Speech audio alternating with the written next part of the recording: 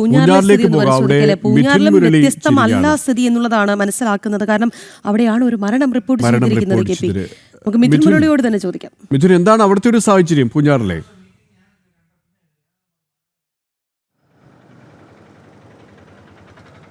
K P ragi, ഞാൻ നിൽക്കുന്നത് പനച്ചിപ്പാറ പൂഞ്ഞാറ് പയ്യന തോട്ടത്തിലെ ഈ ഉരുൾപൊട്ടലുണ്ടായ പ്രദേശത്തിന് 4 കിലോമീറ്റർ മാത്രം അകലെയുള്ള പ്രദേശത്തിലാണ്. മീനച്ചിലാർ കരകവിഞ്ഞ് കുതിച്ചൊഴുകുകയാണ്. ഈ ഭാഗത്തുണ്ടായിരുന്ന പാലം തകർന്ന് വലിയ രീതിയിലുള്ള ഗതാഗത തടസ്സമൊക്കെ നേരിട്ടു. ആളുകൾക്ക് സഞ്ചാര തടസ്സമടക്കം നേരിട്ടു. വലിയ രീതിയിൽ മീനച്ചിലാർ കുതിച്ചൊഴുകുന്ന ആ കാഴ്ചയാണ് ഈ പ്രദേശത്ത് നിന്ന് കാണുന്നത്. ഇതിൽ നിന്നും 4 കിലോമീറ്റർ, ഈ ഭാഗത്ത് നിന്ന് 4 കിലോമീറ്റർ മാത്രം മാറിയാണ് പയ്യന തോട്ടത്തിലാണ് ഉരുൾപൊട്ടലുണ്ടായി ഒരു മരണം ഇപ്പോൾ സ്ഥിരീകരിച്ചിരിക്കുന്നത്. മണപ്പാട് ജോണിയുടെ വീട് ഇന്നലെ ഒലിച്ചു പോയത് ഇവിടെ നിന്ന് 4 കിലോമീറ്റർ മാത്രം മാറിയുള്ള പ്രദേശത്താണ്. അവിടെ ഒരാളെ കണ്ടെത്തുന്നതിനുള്ള, ഈ വീട്ടിലുണ്ടായിരുന്ന റെജീനയെ കണ്ടെത്തുന്നതിനുള്ള തീവ്രമായിട്ടുള്ള പരിശോധനകൾ അവിടെ തിരച്ചിൽ പുരോഗമിച്ചുകൊണ്ടിരിക്കുന്നു. ഈ ഭാഗത്ത് ഉരുൾപൊട്ടൽ ഉണ്ടായത് കൊണ്ട് തന്നെ ഈ മീനച്ചിലാറ് വലിയ രീതിയിലാണ്, ശക്തമായ ഒഴുക്കാണ് ഉള്ളത്. ഈ ഭാഗത്തെ വീടുകളിലെല്ലാം വെള്ളം കയറിയിട്ടുണ്ട്. ഈ വീടുകളിൽ നിന്നെല്ലാം ആളുകളെ മാറ്റിപ്പാർപ്പിക്കുന്നതിനുള്ള കാര്യങ്ങളുമാണ് ഈ സുരക്ഷാ ഉദ്യോഗസ്ഥരുടെ ഭാഗത്തുനിന്ന് ഇപ്പോൾ പുരോഗമിച്ചുകൊണ്ടിരിക്കുന്നത്. എന്നാലും വലിയ രീതിയിൽ വെള്ളപ്പൊക്ക ഭീഷണി നിലനിൽക്കുന്ന ഒരു പ്രദേശം കൂടിയാണ്. ഇന്നലെ രാത്രി വലിയ മഴയാണ് ഉണ്ടായത്. വീടുകളിലൊക്കെ വെള്ളം കയറിയിട്ടുണ്ട്. ഇവിടെയുള്ള വീടുകളിൽ പുളിക്കപ്പാലം മേഖലയിലൊക്കെ വീടുകളിൽ വെള്ളം കയറിയിട്ടുണ്ട്. ഈ പാലം തകർന്നു പോയി. പാലം കൈവരിയെല്ലാം ഇന്നലെ രാത്രിത്തെ ഇതിന് പോയതാണ്. ശക്തമായ വെള്ളമായിരുന്നു. ആളുകളെയൊക്കെ മാറ്റി പാർപ്പിക്കുന്നുണ്ട്. ആൾക്കാരെ കുറച്ചുപേരെ മാറ്റി പാർപ്പിച്ചിട്ടുണ്ട്. ഇന്നലെ രാത്രി ശക്തമായ മഴയാണ്. ശക്തമായ മഴ, രാത്രി ഒരു 9 തുടങ്ങിയ മഴയാണ്. ഇതുവരെ മഴ തോർന്നിട്ടുമില്ല. അതുപോലെ തന്നെ നല്ല വെള്ളക്കയറ്റമുണ്ട്. അതുപോലെ തന്നെ സമീപപ്രദേശത്തുള്ള വീടുകളെല്ലാം വെള്ളം കയറിയിട്ടുണ്ട്. പാലം നേരത്തെ മുതൽ അപകടാവസ്ഥയിലായിരുന്നു. കഴിഞ്ഞ ഭരണസമിതി ഇരുന്നപ്പോൾ ഇതിന് കൈവരിയെല്ലാം പുതിയ പിടിപ്പിച്ചതായിരുന്നു. ഇത്തവണ ഇത് വീണ്ടും നഷ്ടപ്പെട്ടിട്ടുണ്ട്. ഇവിടെ നിന്ന് 4 കിലോമീറ്റർ മാത്രം മാറിയുള്ള പയ്യാനത്തോടത്ത് ഉരുളുപൊട്ടിയിട്ടുണ്ട്. അതുകൊണ്ടാണ് ഇത്ര ശക്തമായ വെള്ളം വന്നുകൊണ്ടിരിക്കുന്നത്. നിങ്ങളെങ്ങനെയാണ് മാറി താമസിക്കാനുള്ള കാര്യങ്ങളൊക്കെ ക്രമീകരിച്ചു? എല്ലാം ക്രമീകരിച്ചുകൊണ്ടിരിക്കുന്നു. നമുക്ക് അടുത്തുള്ള യുവജന സംഘടനയൊക്കെ കൂട്ടിക്കൊണ്ട് നമ്മൾ നല്ല രീതിയിലുള്ള പ്രവർത്തനം അവിടെ ചെയ്യുന്നുണ്ട്. വീടുകൾ കേന്ദ്രീകരിച്ച് ദുരിതാശ്വാസ പ്രവർത്തനങ്ങൾ ചെയ്യുന്നുണ്ട്. വീടുകൾ വെള്ളം കയറുന്ന നാശമായ വീടെല്ലാം ക്ലീൻ ചെയ്യാനുള്ള പരിപാടിയൊക്കെ നോക്കുന്നുണ്ട്. എല്ലാം ചെയ്യുന്നുണ്ട്.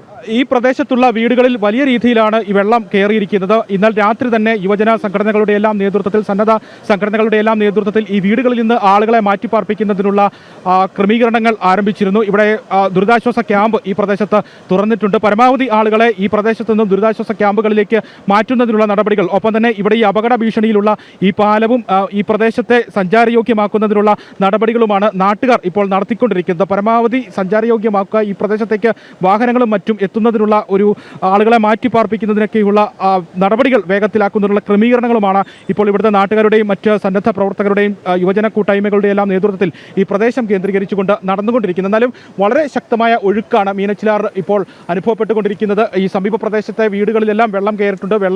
വെള്ളം അവിടെ താമസയോഗ്യമല്ലാത്ത സ്ഥിതിവിശേഷമാണ് വീടുകളിലെല്ലാം ഉണ്ടായിരിക്കുന്നത്. ഉരുൾപൊട്ടലുണ്ടായ പ്രദേശമായതുകൊണ്ട് തന്നെ, ഉരുൾപൊട്ടലുണ്ടായ പ്രദേശത്ത് നിന്ന് വെറും 4 കിലോമീറ്റർ മാത്രം അകലെയുള്ള പ്രദേശമായതുകൊണ്ട് തന്നെ പരമാവധി മഴവെള്ളപ്പാച്ചിൽ ഇനിയുള്ള മണിക്കൂറുകളിലും ഉണ്ടാകാനുള്ള ഒരു സാധ്യത വിലയിരുത്തുന്നുണ്ട്. അതുകൊണ്ട് ഈ പ്രദേശത്ത് നിന്നും പരമാവധി ആളുകൾ ഒഴിഞ്ഞു പോകണം, ദുരിതാശ്വാസ ക്യാമ്പുകളിലേക്കൊക്കെ മാറണം എന്നുള്ള ഒരു മുന്നറിയിപ്പാണ് ജില്ലാ ഭരണകൂടവും സുരക്ഷാ ഉദ്യോഗസ്ഥരും എല്ലാം. എവിടെയാണ് ഈ ദുരിതാശ്വാസ ക്യാമ്പുകൾ തുറന്നിരിക്കുന്നത്? അത് സംബന്ധിച്ചിട്ടുള്ള വിശദാംശങ്ങൾ കൂടി. കാരണം ഒരുപാട് പ്രേക്ഷകർ ഇത്തരത്തിൽ വലിയ ആശങ്കയിലാണ്. ഈ പ്രദേശത്തുള്ളവരുണ്ട്. എങ്ങോട്ടേക്കാണ് മാറി താമസിക്കേണ്ടത്?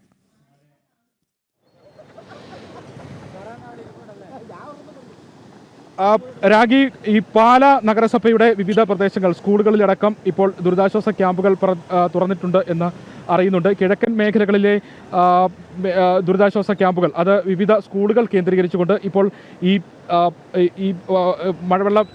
വെള്ളം കയറിയിരിക്കുന്ന വീടുകൾ ഭാഗങ്ങളിലെല്ലാം പ്രത്യേകമായിട്ടുള്ള ദുരിതാശ്വാസ ക്യാമ്പുകൾ, 6 ദുരിതാശ്വാസ ക്യാമ്പുകൾ ഇന്ന് പുലർച്ചെ 6 മണി മുതലുള്ള സമയങ്ങളിൽ തുറന്നിട്ടുണ്ടായിരുന്നു. താലൂക്ക് തലത്തിൽ കൺട്രോൾ റൂമുകൾ പ്രവർത്തിക്കുന്നുണ്ട്. കോട്ടയം, ചങ്ങനാശ്ശേരി, മീനച്ചിൽ, കാഞ്ഞിരപ്പള്ളി, വൈക്കം മേഖലകളിൽ താലൂക്ക് കൺട്രോൾ റൂമുകൾ തുറന്നിട്ടുണ്ട്.